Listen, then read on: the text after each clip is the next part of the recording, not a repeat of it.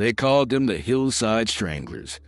Two men who prowled Los Angeles in the late 1970s, leaving a trail of terror, corpses, and fear so heavy that women wouldn't walk the streets alone.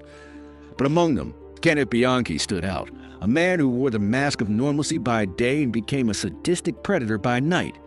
He wasn't just a killer. He was a manipulator, a deceiver, and a predator whose cruelty shocked even seasoned investigators. Welcome to Dark Radio. Tonight we pull back the veil on Kenneth Bianchi, the so-called Hillside Strangler, and descend into the twisted psychology of one of America's most manipulative killers. Kenneth Alessio Bianchi was born on May 22, 1951, in Rochester, New York. From the beginning, his life was marked by instability and deception. Adopted at just 2 weeks old, he grew up believing he was chosen, special, but the truth is, his childhood was far from ideal. His adoptive mother, Frances Bianchi, was a controlling and overprotective woman who believed she could shape him into the perfect son. His adoptive father, Nicholas, largely absent, left Frances to dominate the boy's world. What emerged was a child with deep resentment, a boy who learned early that manipulation was often easier than honesty. Even as a child, teachers noticed something wrong. Kenneth was a chronic liar. He made up stories so compulsively that no one could ever trust him. When questioned, he would look blankly into the eyes of authority figures and spin tales that had no anchor in reality. Later, psychiatrists would call this a warning sign, a lack of empathy, a pathological tendency to lie without remorse. By adolescence, the darkness in Bianchi began to leak into his behavior. He was fascinated by crime and death, often obsessing over police shows and autopsy procedures. He developed bizarre physical symptoms, fainting spells, stress-related seizures. Though many would later suspect these were performances, attempts to manipulate sympathy. Doctors diagnosed him with psychosomatic disorders, believing his body was manifesting psychological problems. But there was something more chilling. Kenneth enjoyed the attention these symptoms gave him. He was already learning how to control people by playing roles, by faking vulnerability. Despite these troubling signs, he moved into adulthood appearing outwardly normal. He graduated from high school, though without distinction, and floated between jobs. He tried to present himself as ambitious, even enrolling briefly in college to study police science. His dream, he claimed, was to become a police officer, to wear a badge, to carry authority. But beneath that ambition lurked something darker, a fascination with power, with domination, with playing both sides of the law. Rochester in the 1960s and early 70s was not immune to crime, but nothing prepared those around Kenneth for the man he would become. He was polite, even charming at times, but relationships with women always soured quickly. He was controlling, jealous, often explosive in anger. To the women he dated, he was manipulative, promising love, then shifting to cruelty and abuse. This pattern would repeat throughout his life, the mask of a caring man hiding the predator beneath. It was during this period that Bianchi began experimenting with petty crime, theft, fraud, and manipulation. He forged checks, lied about his employment, and borrowed money he never repaid. He would tell friends elaborate lies about his career, claiming promotions or wealth that didn't exist. Always, the goal was control, convincing others to see him as something greater than he really was. Yet behind the lies and small scams, there was a growing hunger. Control over money and relationships wasn't enough. Kenneth wanted the ultimate power, control over life itself. He dreamed of being the one who could decide whether someone lived or died. But he wasn't yet ready to act. That turning point came when he moved to Los Angeles in the mid-1970s, reconnecting with his older cousin Angelo Bono. Angelo was crude, manipulative, and deeply misogynistic, the perfect partner for Kenneth's dark ambitions. Together, they would form one of the most infamous killing duos in American history. The stage was set, and Los Angeles, with its sprawling highways, lonely hillsides, and endless stream of vulnerable women, was about to become their hunting ground. The mid-1970s in Los Angeles was a city vibrating with promise and peril. The Hollywood sign towered above the hills, neon lights pulsed along Sunset Boulevard, and aspiring actresses, models, and runaways arrived daily, chasing dreams that too often ended in despair. In that sprawling city of hope and shadows, Kenneth Bianchi and his cousin Angelo Bono began writing their own chapter of horror. When Bianchi reconnected with Angelo in 1975, he found in him a twisted reflection of his own darker desires. Bono, older by 17 years, was domineering and crude.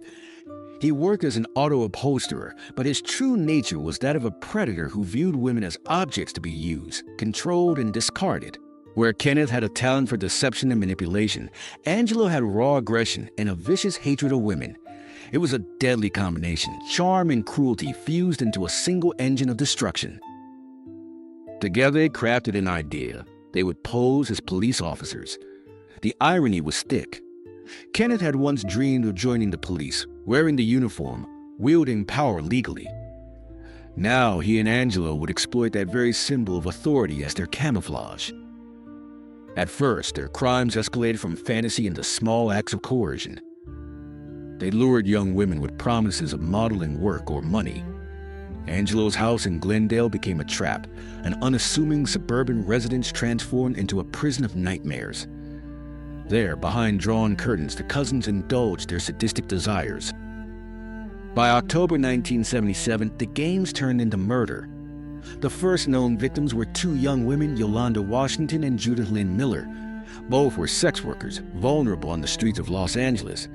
Kenneth and Angelo, dressed as undercover police officers, pulled them aside, flashing fake badges and speaking with authority. The women, thinking they were dealing with the law, complied. They were driven away not to a station, but to their deaths. Yolanda Washington's body was found near a highway ramp.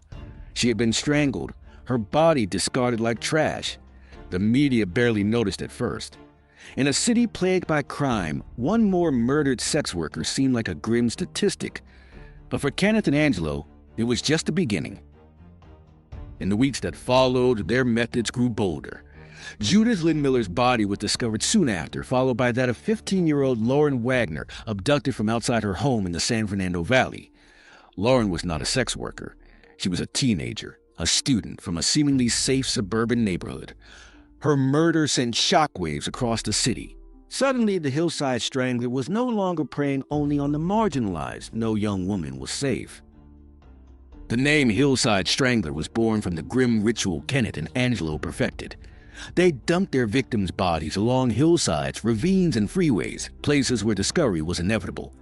Each corpse carried the same signature, signs of sexual assault, ligature marks around the neck, evidence of torture.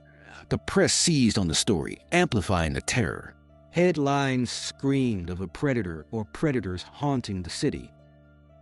For Kenneth, the killings were more than violence. They were performance. He relished the fear they generated, the power of knowing the entire city was paralyzed while he continued to walk freely among them. By day, he played the role of a polite young man, holding jobs as a security guard or talking about his future ambitions. By night, he descended into darkness with Angelo. The cousin spree continued through late 1977 and into 1978. 10 young women were murdered in total. Their ages ranged from 12 to 28. Each story was heartbreaking, lives cut short, families devastated, futures erased. The city of Los Angeles transformed into a place of curfews and whispered warnings. Women were told never to go out alone, to distrust anyone who might claim to be a police officer, to be suspicious of every car that slowed near the curb. Investigators were overwhelmed. The LAPD and the Sheriff's Department formed a task force. Hundreds of officers were deployed. But the killers were careful, calculating. They left few clues and their victims seemed unconnected. Prostitutes, students, runaways, even a nurse. The randomness was their shield. Yet cracks were beginning to show. Kenneth, though intelligent in his manipulation, was not as disciplined as he believed. He grew careless, boastful. He bragged to women about his connections with law enforcement. He let his fantasies spill into conversations with friends and acquaintances. And while Angelo thrived on control, Kenneth secretly yearned for recognition. He wanted more than the secret thrill of murder. He wanted power, attention, and validation. By early 1978, the partnership between Kenneth and Angelo was beginning to strain. Angelo was older, more brutal, less concerned with subtlety. Kenneth, meanwhile, longed for independence. He wanted to be seen not as a sidekick, but as a mastermind. And in his reckless ambition, he would ultimately betray himself. Los Angeles had not yet realized it, but the Hillside Strangler case was about to take a sharp turn, one that would expose Kenneth Bianchi not just as a killer, but as a manipulator who would try to deceive even the courts with one of the most bizarre defenses in criminal history. By 1978, the deadly alliance between Kenneth Bianchi and Angelo Buono had begun to unravel. The cousins had killed with terrifying efficiency, but Kenneth's ambition and recklessness were pushing him into dangerous territory. Angelo was content to keep their operation contained, luring, torturing, and killing in the shadows. But Kenneth wanted more. He wanted to escape Angelo's control, to claim the spotlight and perhaps to prove that he could kill on his own. The tension reached a boiling point. Angelo grew tired of Kenneth's immaturity and his constant need for validation. Kenneth, in turn, resented Angelo's dominance and crude brutality. By mid-1978, their killing spree in Los Angeles came to a halt, not because of sudden remorse, but because of their fractured partnership. Kenneth decided to leave Los Angeles altogether. He moved north to Bellingham, Washington, hoping for a fresh start, but the darkness followed him. In Washington, Kenneth tried to reinvent himself. He took work as a security guard and even toyed with the idea of applying for a position as a police officer, still clinging to that twisted fantasy of wearing a badge. But beneath the facade, his hunger for control hadn't faded. Without Angelo's influence, Kenneth was about to prove that he didn't need his cousin to kill. On January 11, 1979, two young women vanished in Bellingham, Karen Mandick, 22, and Diane Wilder, 27. Both were students at Western Washington University. Kenneth, using his familiar trick of authority and manipulation, lured them into what he claimed was a house-sitting job. He convinced them to accompany him to a supposedly empty home. Once inside, the trap was sprung. Karen and Diane were overpowered, bound, and strangled, Kenneth's signature method. But unlike Los Angeles, this time his arrogance betrayed him. The women were last seen with Kenneth, and the circumstances of their disappearance drew immediate suspicion. Their bodies were discovered in Kenneth's car, abandoned but unmistakably linked to him. In the span of days, Kenneth Bianchi went from a free man blending into society to a prime suspect under police scrutiny. His arrest shocked those who thought they knew him. To acquaintances in Bellingham, he had been polite, even friendly, a man who seemed harmless. To investigators, he was something far darker, a predator who had refined his methods in Los Angeles and brought them north. But Kenneth wasn't finished with his deception. If he couldn't escape the police, he would try to escape justice through manipulation. He concocted one of the most bizarre legal defenses in American criminal history, multiple personality disorder. During interrogations, Kenneth began to behave strangely. At times, he was himself, nervous, cooperative, attempting to answer questions. At other times, he claimed to transform into an alternate personality named Steve Walker, a violent, cold-blooded persona who, according to Kenneth, was responsible for the murders. When confronted with evidence, Kenneth would insist that Steve had taken over, that he himself had no memory of the killings. Psychiatrists were called to evaluate him. At first, some professionals were intrigued, even convinced. Kenneth could switch personalities seamlessly, adopting different tones of voice, body language, and expressions. He claimed that Steve was the killer, while Kenneth remained innocent, a victim of his own fractured mind. The strategy seemed brilliant, almost convincing enough to save him from a murder conviction. But cracks appeared in his performance. Experts began to notice that his supposed multiple personalities emerged only when convenient, often under pressure from investigators. Dr. Martin Orne, a renowned psychiatrist, devised a clever test to determine whether Kenneth's disorder was real. During hypnosis sessions, Orne gave Kenneth subtle cues, leading him into scenarios where he would have to demonstrate genuine dissociation. Instead, Kenneth betrayed himself, slipping up and revealing that he was consciously creating the personas. The truth was devastating for his defense. Kenneth was faking multiple personalities. He wasn't a victim of mental illness. He was a manipulator trying to game the system just as he had deceived women, friends, and employers throughout his life. By 1980, the charade collapsed. Kenneth Bianchi pleaded guilty to the murders in Washington and agreed to testify against Angelo Buono in exchange for avoiding the death penalty. His testimony would become central to bringing down his cousin, but it also exposed Kenneth for what he truly was, Not only a killer, but a pathological liar who had attempted to deceive the courts with a performance worthy of a stage actor.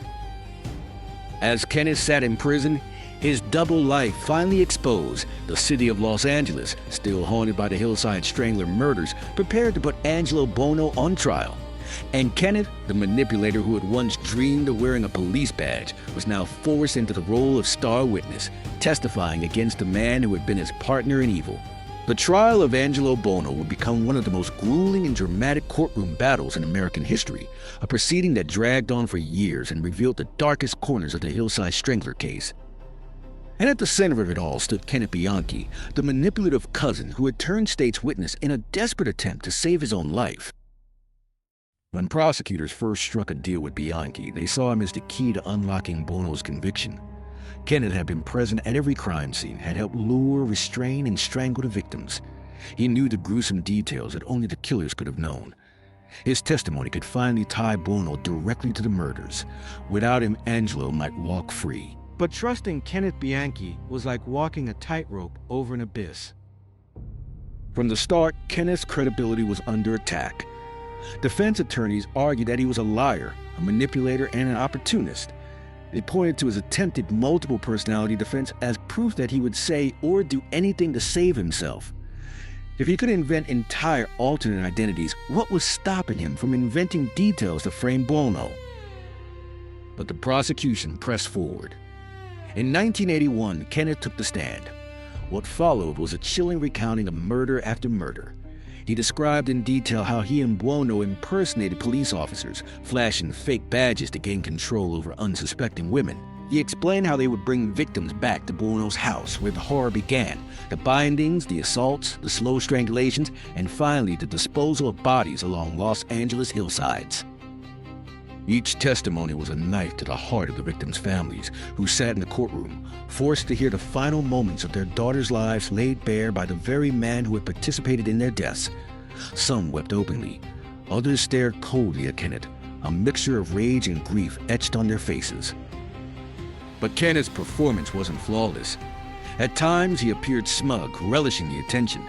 At other times, he contradicted himself or provided details that didn't align with physical evidence. The defense seized on these inconsistencies, painting him as a pathological liar, framing an innocent man to reduce his own punishment. For the jury, it was a nightmare of doubt and horror. Could Kenneth Bianchi, a proven manipulator, be trusted as the backbone of the case? Or was Angelo Buono, the man sitting calmly at the defense table, being railroaded by the lies of his own cousin? The trial dragged on for 2 years, one of the longest in California history. Hundreds of witnesses were called. Mountains of evidence were presented. And Kenneth remained at the center, testifying for weeks, dissected by prosecutors and defense alike. In 1983, the jury finally delivered its verdict. Angelo Buono was guilty. He was convicted of 9 counts of murder, sentenced to life imprisonment without the possibility of parole. Justice had been delivered, at least in the eyes of the court. The reign of the Hillside Stranglers was officially over. Yet even in victory, the case left scars. The prosecution had relied heavily on Kenneth's testimony, knowing full well he was a manipulator. His deal with the state spared him from the death penalty, leaving many to question whether true justice had been achieved. After all, Kenneth himself had participated in every murder. He had strangled, raped, and discarded bodies with his own hands. Yet by testifying, he ensured that he would live, confined behind bars but alive. For the families, the outcome was bittersweet. They had seen Buono condemned, but Kenneth remained a living reminder of their daughter's suffering. And for investigators, the Hillside Strangler case stood as a chilling reminder of how 2 men, outwardly unremarkable, had terrorized one of America's largest cities. Kenneth returned to his cell after the trial, no longer the center of attention, no longer able to manipulate the stage. But his story wasn't finished. Behind prison walls, he continued to spin lies, charm women from afar, and weave webs of deceit even as the years passed. For Kenneth Bianchi, manipulation was more than a tool. It was his identity. And in prison, he would find a way to keep using it. Not through violence this time, but through disturbing relationships that blurred the line between infamy and attraction. Prison was supposed to be the end of Kenneth Bianchi's reign of terror, The concrete walls, iron bars, and life sentence were meant to neutralize him, to ensure he could never again stalk the streets as the Hillside Strangler. But for Bianchi, prison was not an ending. It was simply a new stage for his manipulations. Even behind bars, he managed to captivate and control. His name had become notorious, his crimes infamous, and that infamy drew attention. To some, Kenneth was a monster. To others, disturbingly, he was fascinating. Women from across the country began writing him letters, drawn by the darkness, the danger, the twisted allure of a killer who had once paralyzed Los Angeles with fear. It was through this bizarre phenomenon known as hybristophilia, the attraction to criminals, that Kenneth continued his games. He responded to letters, carefully crafting a persona that was part victim, part misunderstood man. He downplayed his responsibility, shifting blame onto Angelo Buono or even onto his supposed altered personalities. He painted himself as intelligent, sensitive, someone capable of deep love if only society could see past the headlines. For women who wanted to believe they could save him, Kenneth was irresistible. One of these women was Veronica Compton, an aspiring playwright and actress. In the early 1980s, Compton began corresponding with Bianchi, and soon their relationship spiraled into something far more dangerous. Kenneth convinced her not only of his love, but of his innocence, insisting that Buono had forced him into the murders, that he was a puppet rather than a predator.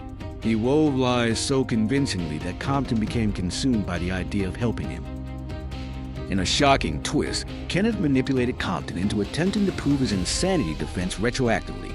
He convinced her to commit a copycat crime, to strangle another woman in the same way the Hillside Stranglers had done, using a ligature that carried Kenneth's semen smuggled out of prison. The plan was deranged.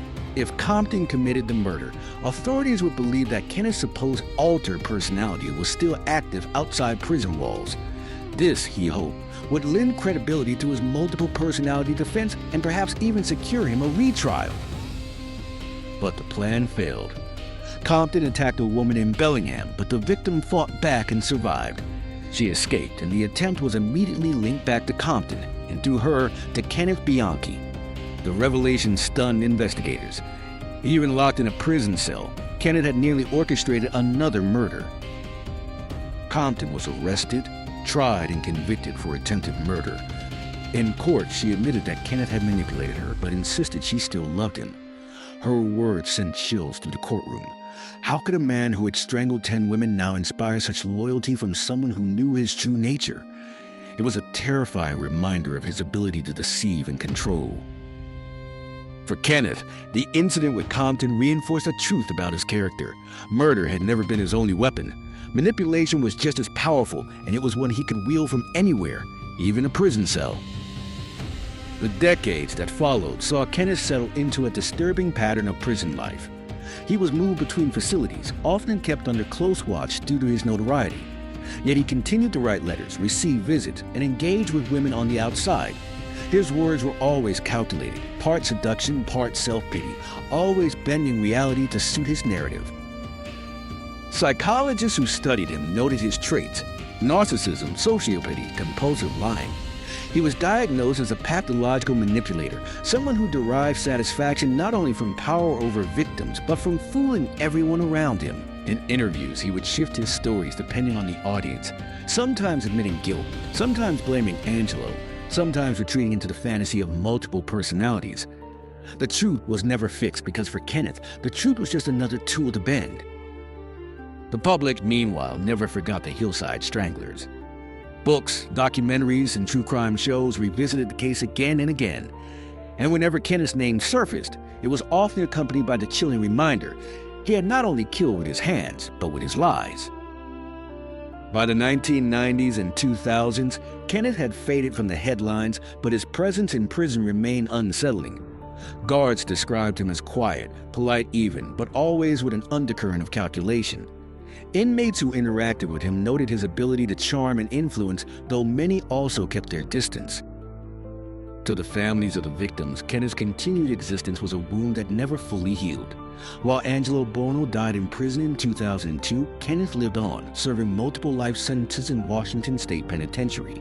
He remained alive, unrepentant, and manipulative, a reminder that evil sometimes does not vanish when the crimes stop. It lingers, reshaping itself, feeding on attention, forever unwilling to let go of control. As the years stretched into decades, Kenneth Bianchi became less a figure of tabloid horror and more a case study in the persistence of sociopathic behavior. He was no longer the young man prowling the hillsides of Los Angeles, but the same calculating predator remained, cloaked in the body of an aging inmate. And yet, for all the time past, the shadow of his crimes still hung heavy. The name Hillside Stranglers still evoked terror, and Kenneth's story serves as a chilling testament. Even stripped of freedom, some killers never stopped hunting. They simply changed their weapons. The story of Kenneth Bianchi, one half of the Hillside Stranglers, is more than just a chronicle of murder. It is a study in deception, manipulation, and the terrifying potential for evil to hide beneath an unremarkable face. Unlike his cousin Angelo Bono, who radiated brutality and aggression, Kenneth cloaked himself in mask, the polite young man, the would-be police officer, the dutiful employee, the misunderstood victim. Each mask concealed the predator beneath, and for years no one saw through it until the bodies began to surface along the Los Angeles hillsides.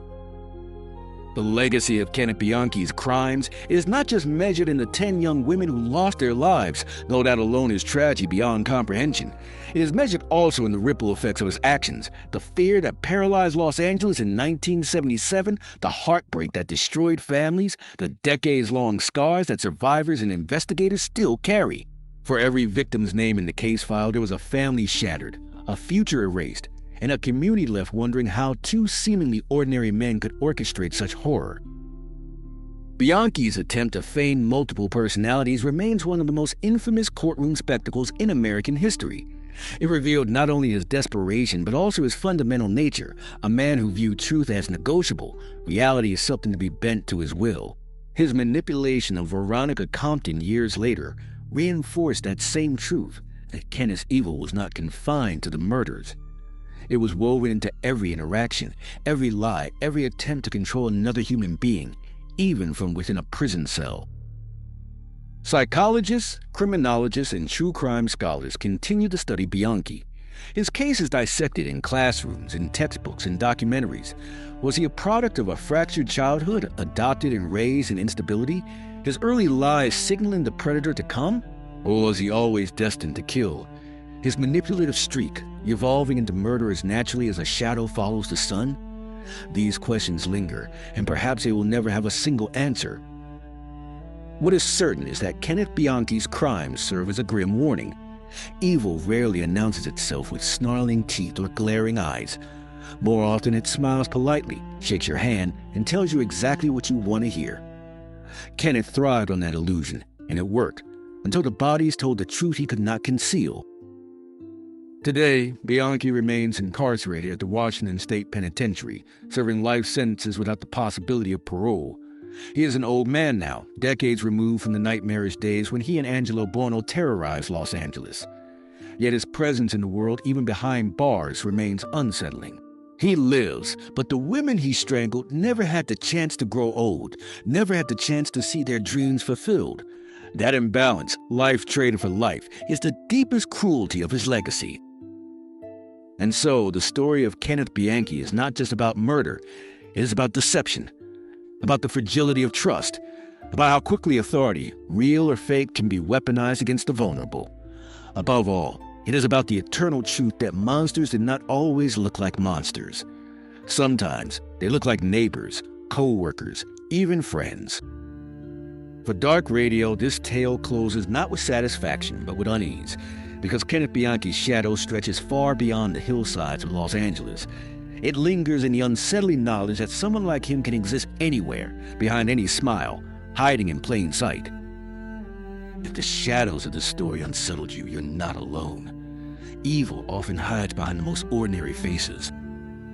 Subscribe to Dark Radio for more real-life darkness brought into the light. And remember, justice may sleep, but it never dies.